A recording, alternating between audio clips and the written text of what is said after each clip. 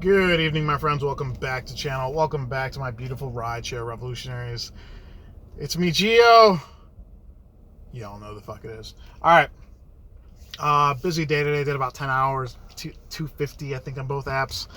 Yeah, I'm just gonna show the quick little breakdown over here. I'm at about like 680 for the week, 25 hours total driving time spent driving for business, and about 510-ish miles for the week. Not bad. But I want to talk about some of you asked me to comment on AB5 and what's going on with the TLC in New York, and I'm not an expert on either of these, but I did see the video. I did see Dustin's live stream where he showed the thing with drivers having to choose their own schedules and how you're low priority if you've got less than 1,000 rides, I want to say. Like I said, I'm not pretending to be an expert on this at all. I don't live or drive New York. And I mean, it just looks stupid. I'm just like, what the fuck? It just didn't make any sense. And I've seen some of the comments saying that this is pretty much a victory for the cabs.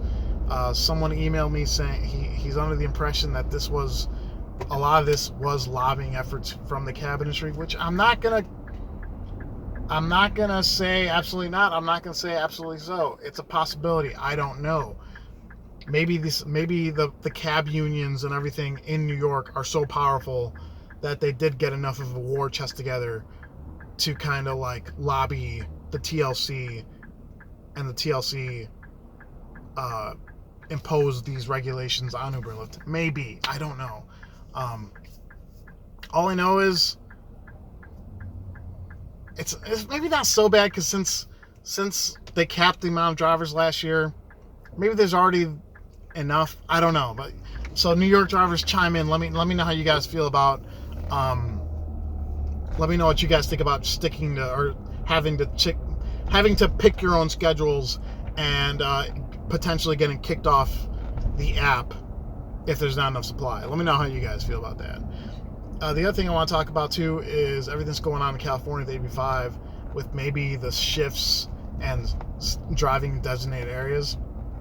Guys, obviously, as a full-time driver, as an independent contractor, that is hot garbage, right? Those of you who wanted to be classified as employees in California, I mean, wow. I literally think you guys fucked yourselves so good on this one. But there's also the possibility that Uber and Lyft are taking out, that they're punishing drivers for this, that they're punishing drivers for all this because of everything that happened.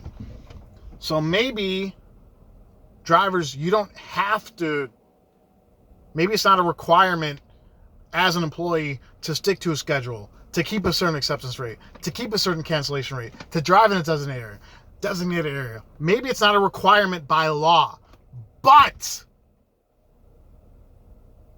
Uber and Lyft have an opportunity to squash this for other states that maybe want to regulate, that want to pass this kind of law. Maybe it's them flexing on other drivers around the country, like, are you guys sure you want to be independent? You want to be employees? Because the drivers in Cali, we're going to make sure they hate every fucking second of it. California drivers, you might have voluntarily turned yourself into the whipping boy. Uber and Lyft might just be like, you want to be employed? All right. Where's my belt? Oh, you want to get whipped? Where's my belt? Where's my belt? You're about to get whipped by choice. Because what I'm seeing the apps might be requiring drivers to do is way worse than what you currently have. Like I said, worst case scenario. I'm not saying this for a fact. Worst case scenario, California drivers, minimum wage. You gotta stick to a schedule. You gotta keep a certain acceptance rate. Gotta keep a certain cancellation rate. Gotta drive in a designated area. And since you settled on a wage, potentially Uber and Lyft can charge in-demand pricing, surge, prime time, whatever, to all these passengers, and drivers will get none of it.